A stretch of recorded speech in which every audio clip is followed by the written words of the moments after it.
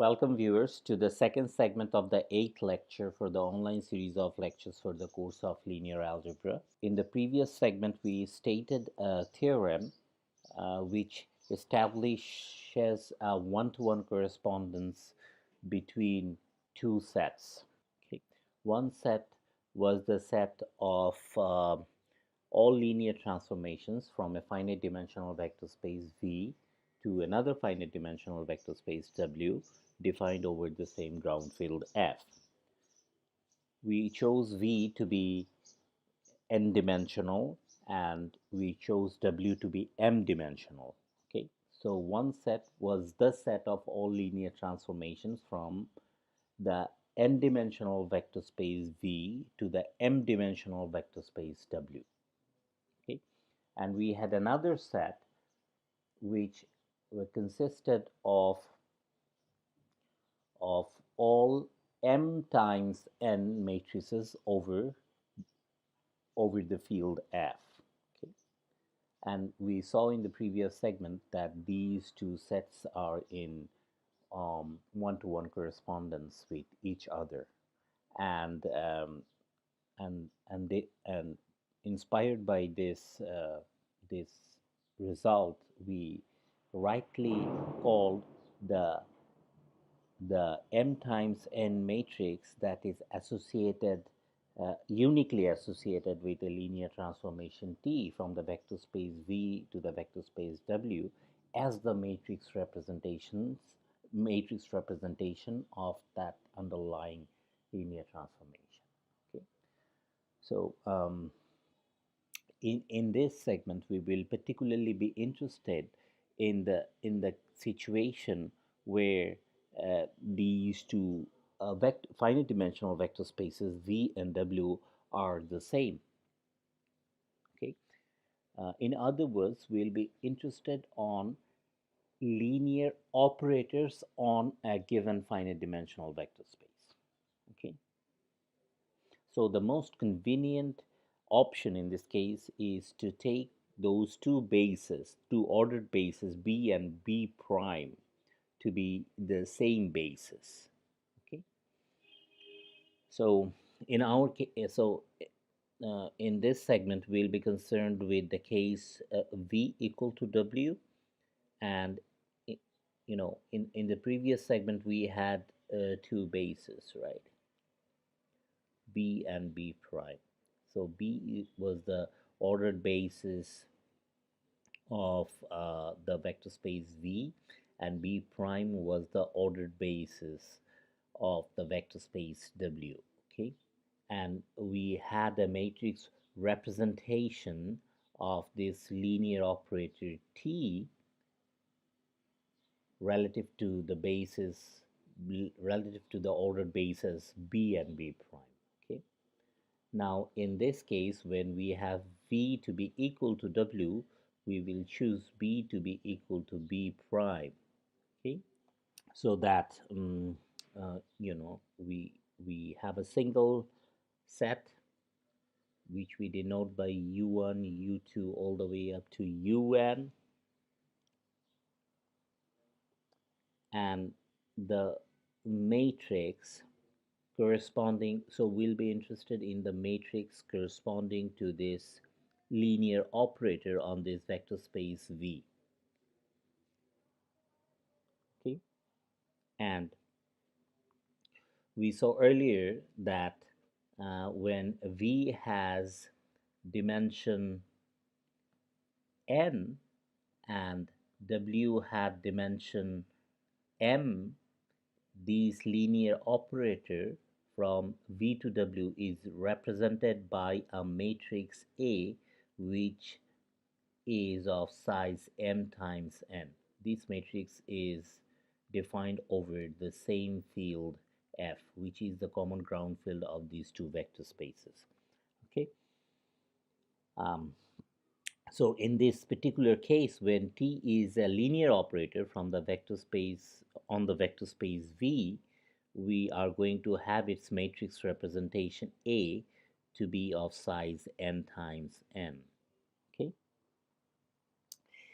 and we also saw in equation number 2 in the previous segment that T is described by its action on the uh, basis vectors in uh, in the ordered basis of this vector space V. Okay, and that action was given by this expression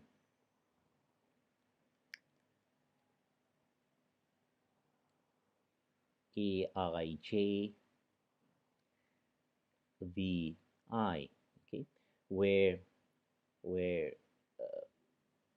B denoted the ordered basis of the vector space V, which was the set U1, U2 all the way up to UN, and uh, B prime denoted the set V1, V2 all the way up to Vm, okay, and this was the ordered basis of the vector space W, okay, and we had this expression, and by means of this expression we saw that A is the matrix representation, the unique matrix representation of the linear transformation T from the vector n-dimensional vector space V to the m-dimensional vector space W. Okay, so in our case, in this particular case, when we are concerned with the linear operators on a given finite dimensional vector space, say the dimension is n, we are going to have the matrix representation to be an n times n matrix A over the same field F, where F is the ground field over which the vector space V is defined. Okay, so so in this case, this equation it takes its form as follows. So here, you know, in this particular case, we just have this ordered basis because we are dealing with one vector space. So it's going to be Tuj is equal to, here m and n are equal, so I runs from 1 to n, and the expressions that we are going to sum are like this: Aij ui. Okay, this we number by 7. Now that A, the representing matrix of the linear operator T, um, on on the finite dimensional vector space V depends on the ordered basis B is captured by this notation. Okay, so we could not use such a notation in the previous case because we had two ordered bases, one for the vector space V and another for the vector space W. But since in this case we have just one ordered basis, and we can conveniently express these representing matrix A by this notation. Okay, so we'll stick to this notation of representing matrix this way. Okay, so now remember that we had this main equation where uh, you know B prime was the basis, was the ordered basis of the vector space W. So this was the coordinate matrix of the vector Tu in the vector space W relative to the basis B prime, and A was the representing matrix of the linear transformation T in the previous case that we derived in the previous segment. Okay, and then that got multiplied with the the coordinate matrix of the vector u relative to the basis b. Okay, this is we have seen earlier when v and w were two distinct vector spaces. The former one was of dimension n and the latter one was of dimension m. Okay, so in this case, when we have just a single vector space V and we are concerned with the linear operators on that vector space, and the representing matrix is conveniently described using this notation, then this equation transforms to um, Tu for any vector u in the vector space V. We have this expression which follows from this expression. Tu act, the coordinate matrix of this vector Tu in the vector space V relative to the basis B is equal to, now I have a convenient notation for A here, which is T sub B. Well, this is just a notation. It does not have anything to uh, to to a coordinate matrix um, of a vector. Okay, although these represents a coordinate matrix of a vector. So inside the square bracket we have a vector. Inside the square bracket here there is no vector. It's just a linear operator. So the context will make it clear how we are using this notation. Uh, how we are using the notations. Okay, so this is just a notation for the representing matrix, okay, in the context. And then we have this uh, coordinate matrix of the vector u relative to the basis b. Okay, so this is the governing equation for the case of a linear operator T on a finite dimensional vector space V, which is of dimension n in this case. Okay, so this is numbered by equation 8. Okay, so now we work out an example. Um, in this example, we will have a linear operator on the vector space F2.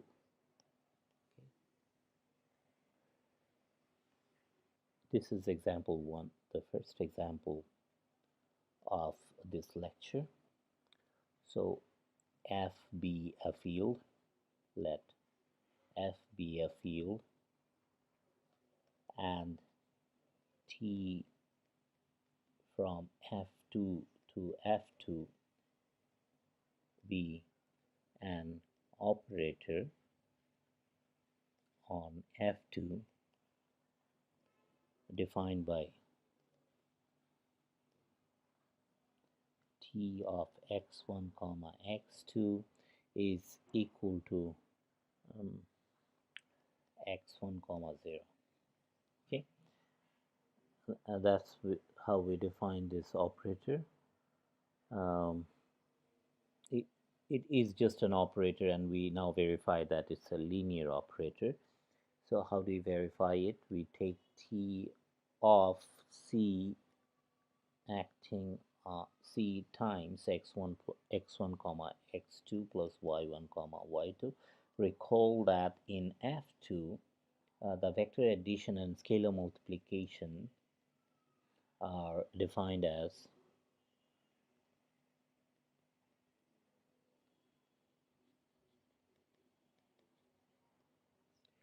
x1 comma x2 plus y1 comma y2 in the canonical way, x1 plus y1 comma x2 plus y2.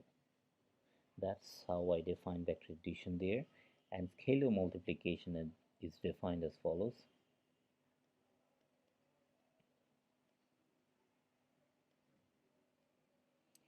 C times x1 comma x2 is equal to cx1 comma cx2. for all C in the ground field F.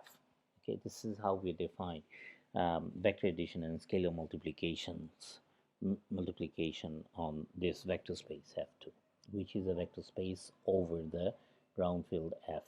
Okay, now using these two laws, we can write it as T of this ordered pair cx1 plus y1 comma cx2 plus y2, right?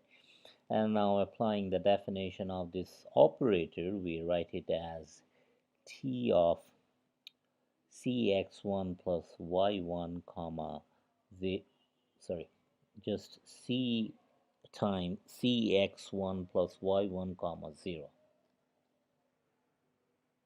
Now using these two rules again, we write it as c times x1 comma 0 plus y1 comma 0, right? Now invoking the definition of t, we see that this is nothing but c times t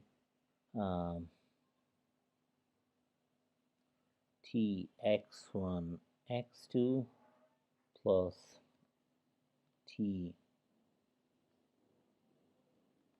y1 comma y2. So yeah, that's right, we can do that. So that proves the linearity of this operator T on the vector space F2. Hence, T from F2 to itself is linear. Okay. Now let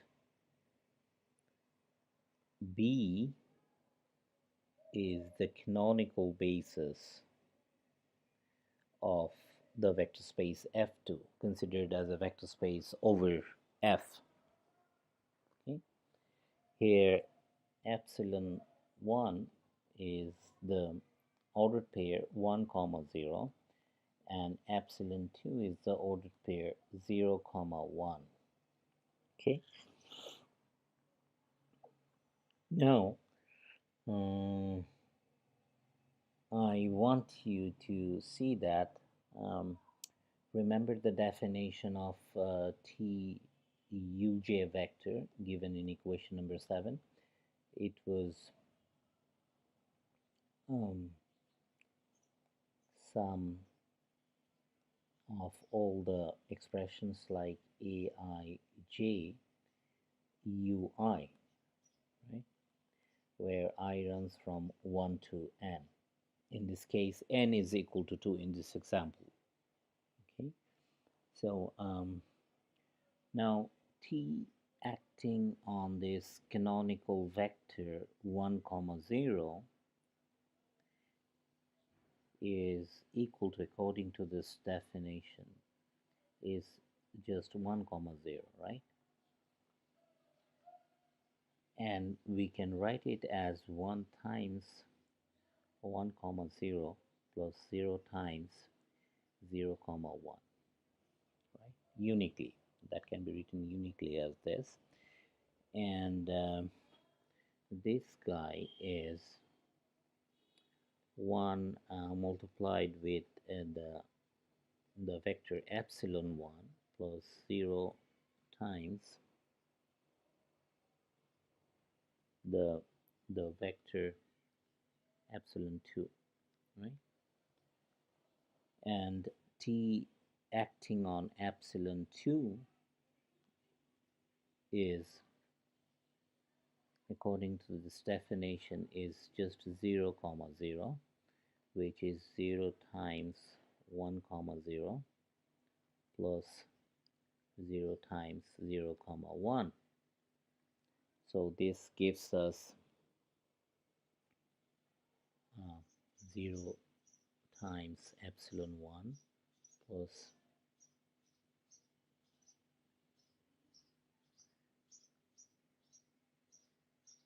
0 times epsilon 2.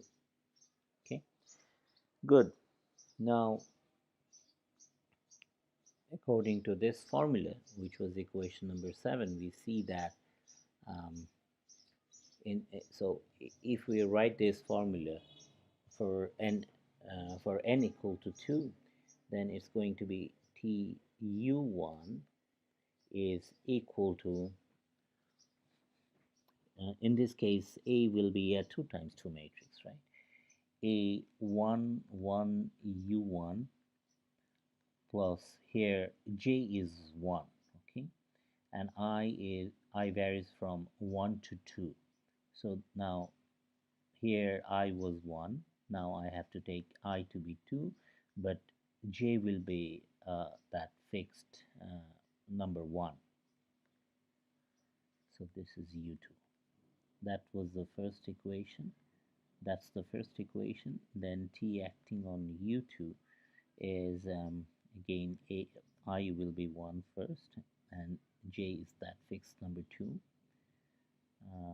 Then U1 plus A.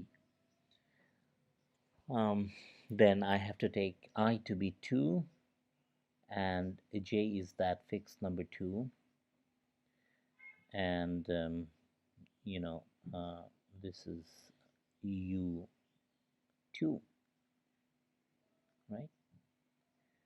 So in this example we see that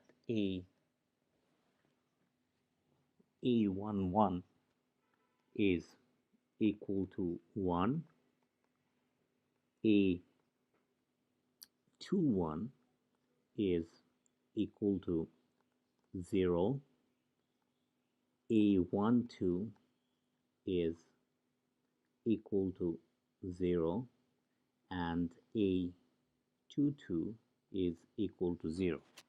So from which we see that this matrix A in this case, which is nothing but the matrix representation of this linear operator T defined the way we did it in this example at the beginning. This guy is, I have to take A11 here, and then I have to put A12.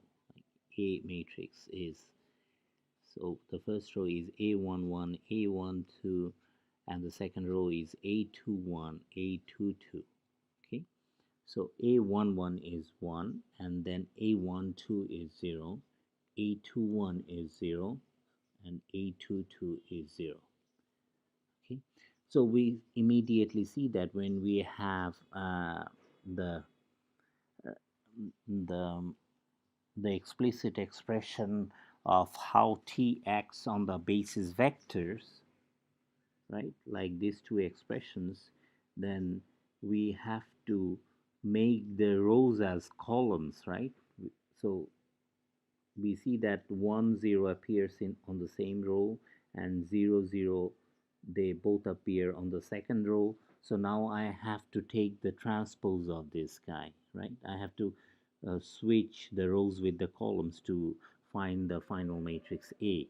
So I put 1 0 like this and 0 0 like this to find the matrix representation of the linear operator. Okay.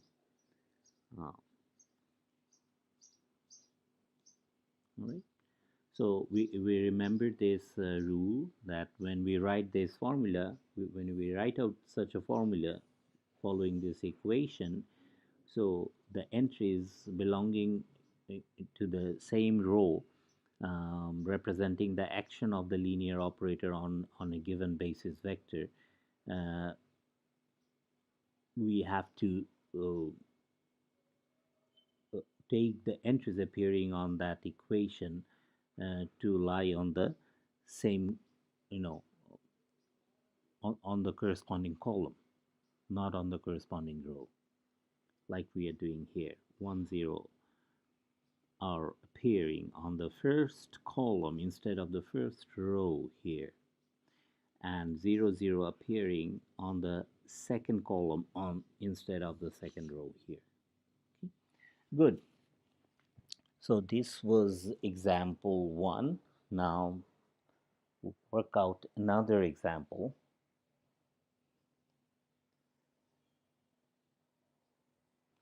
which is example 2.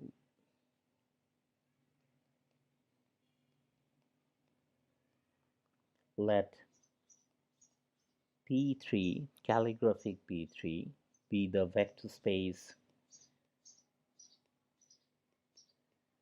of all polynomial functions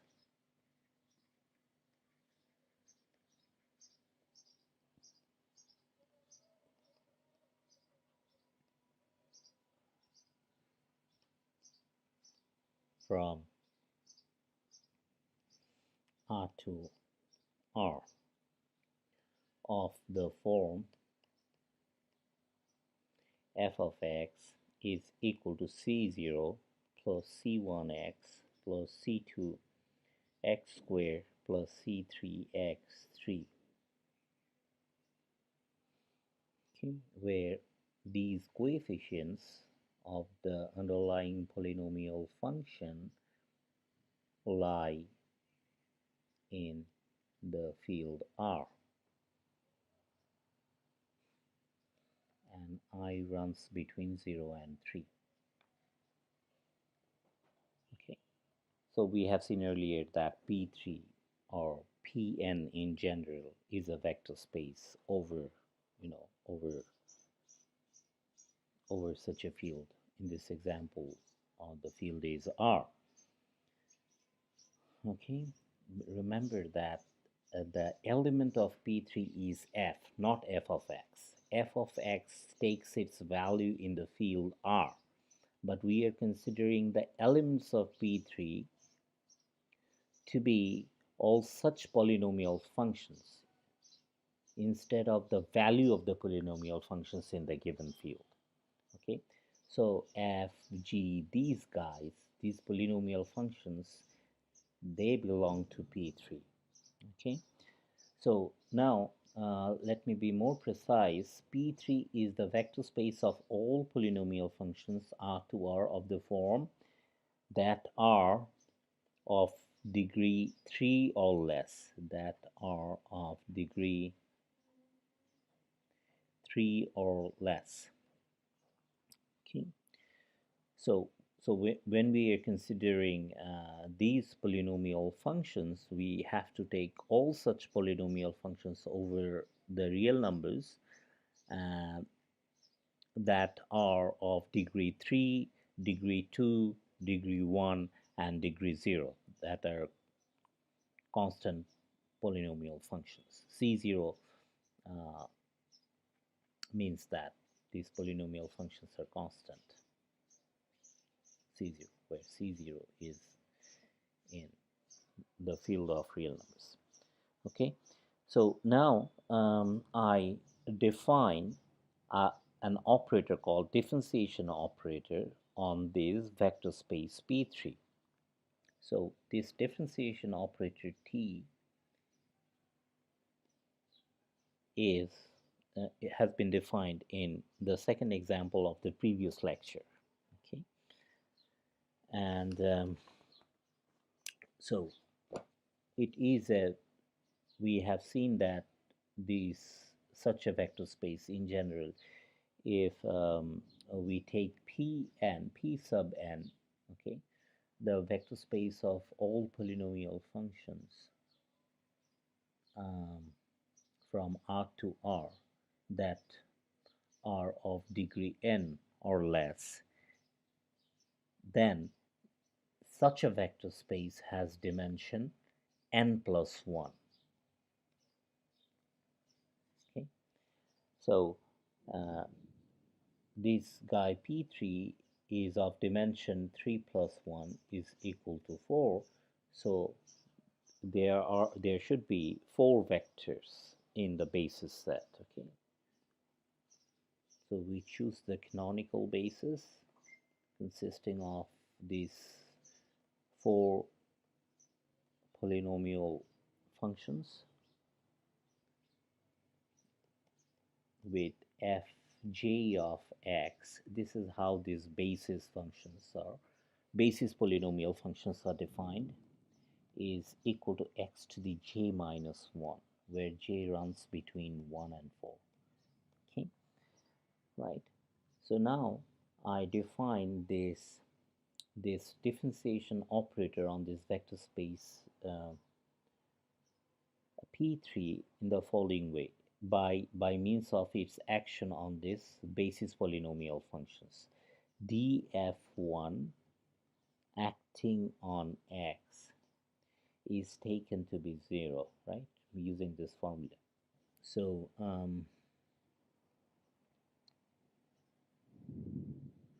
if you differentiate a constant polynomial,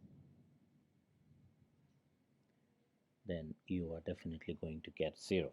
So this means that we can write df1 as a linear combination of these four basis functions in the following way. It is equal to 0 times f1 plus 0 times f2 plus 0 times f3 plus 0 times f4. I have to clarify here that these products are scalar multiplications. These are all scalar multiplications happening in this vector space P3.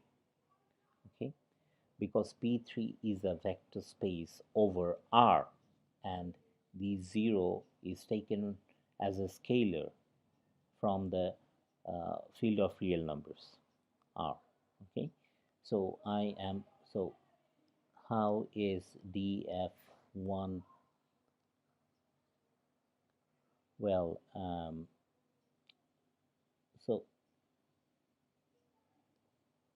this guy is defined. So if you just take one of them, everything else will be the same. 0 times f1 evaluated at x plus 0 times f2 evaluated at x plus dot dot dot dot.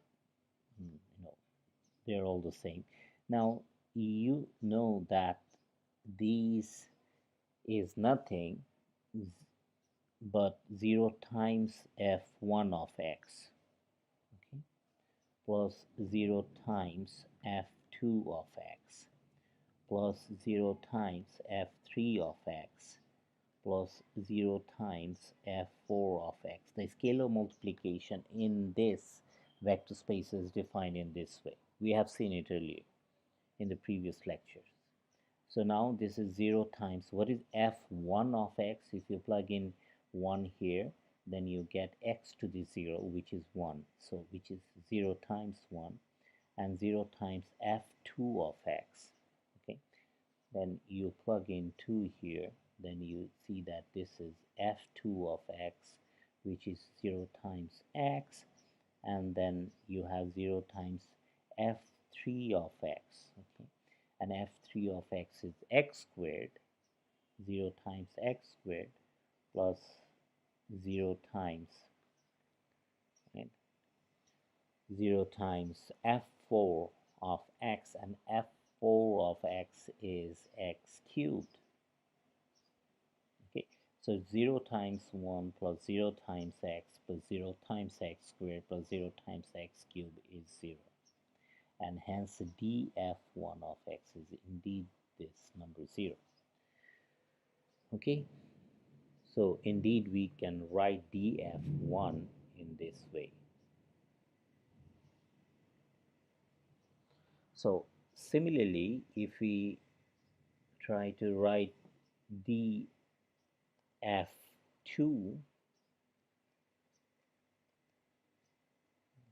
acting on x, so if we differentiate the second polynomial, what was f2 of x? f2 of x was x to the 2 minus 1, which is x, right? So if we differentiate this guy, we know that we are going to have 1, right?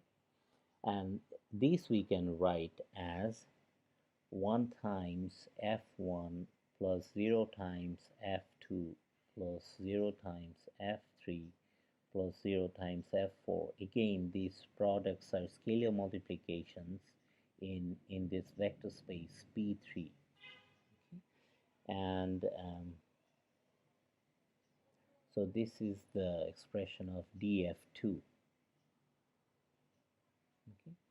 So which means that df2 acting on x is supposed to be 1 times f1 evaluated at x plus 0 times f2 evaluated at x plus 0 times f3 evaluated at x plus 0 times f4 evaluated at x, and this is nothing according to the scalar multiplication in this vector space is 1 times f1 of x. These times is occurring in the field of real numbers.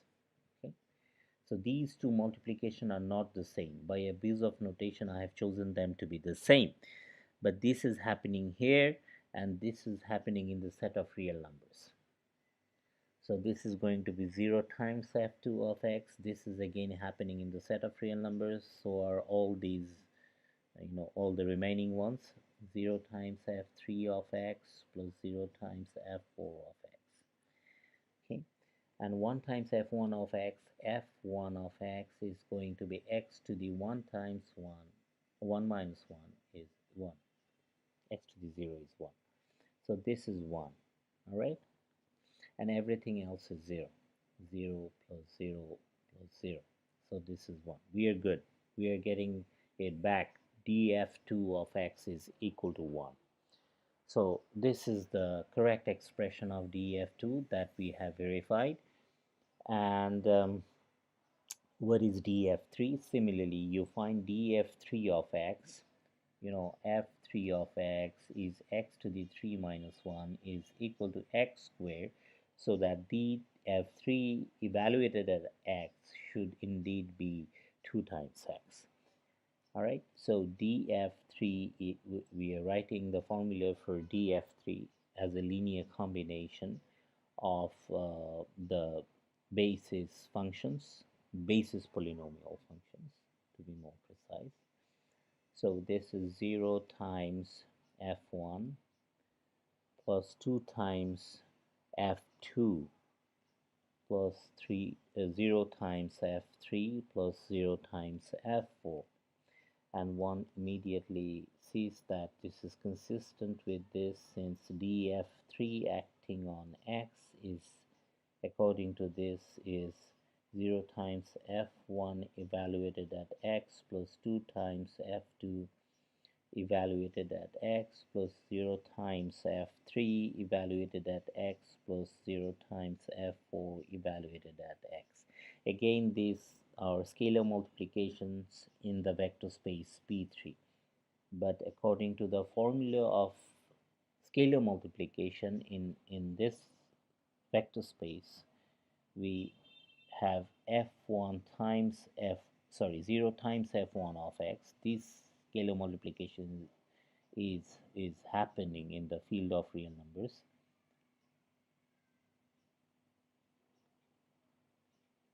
This multiplication is in the field of real numbers. Okay, we know that a field is equipped with two binary operators. One is addition and the other one is multiplication. It's not a scalar multiplication, it's just the multiplication in the field. Okay, similarly here, I think earlier I called it scalar multiplication, but it's not scalar multiplication. It's the multiplication in the field R. This is a scalar multiplication. Okay, 2 times f2 of x. This is the multiplication in the field. This is 0 times f3 of x plus 0 times f4 of x. Okay, and what is this? This is plain 0, and this is 2 times f2 of x. What is f2 of x? F2 of x is simply x, so we get 2x. This is 0, this is 0, so we have 2x finally. So this is what we are supposed to get. Okay, so this is the formula for this guy df3 in this vector space P3. Similarly, go ahead and find d4 of x to be equal to 3x squared, and which means that df4 is equal to 0 times f1 plus 0 times f2 plus 3 times f3 plus 0 times f4. Okay, and we get df4 evaluated at x to be equal to 3 times f3 of x. Okay, first you get this, and then it's just a plain multiplication in the field of real numbers, and we know that f3 of x is x squared, right?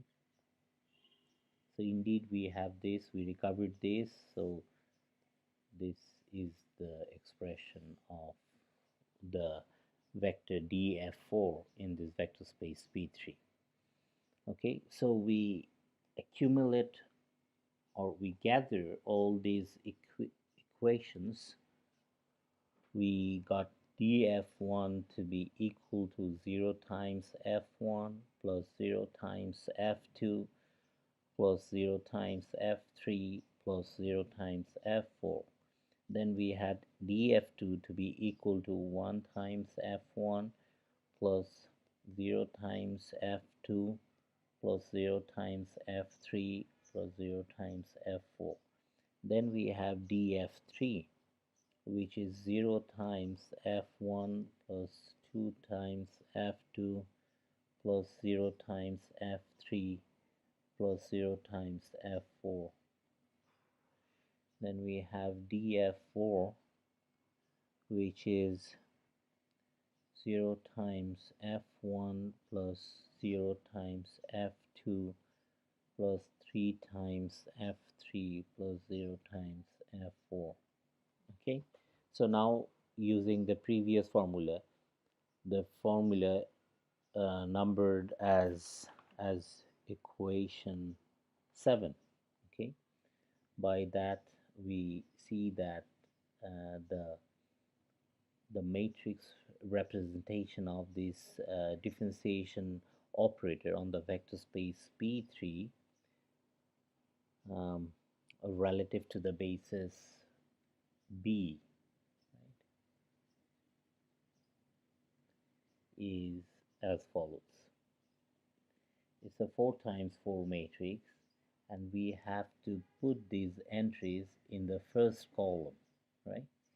0, 0, 0, 0, and the entries appearing here in the second column, 1, 0, 0, 0, and the entries appearing here in the third column, 0, 2, 0, 0, and finally the entries in this fourth row in the fourth column, 0, 0, 3, 0. Okay, so this is the matrix representation of the linear operator D on this vector space P3. Okay, so that was example 2. Now we need to see how the matrix representations behave under composition of two composable linear transformations. Okay, that we'll try to address in the next segment.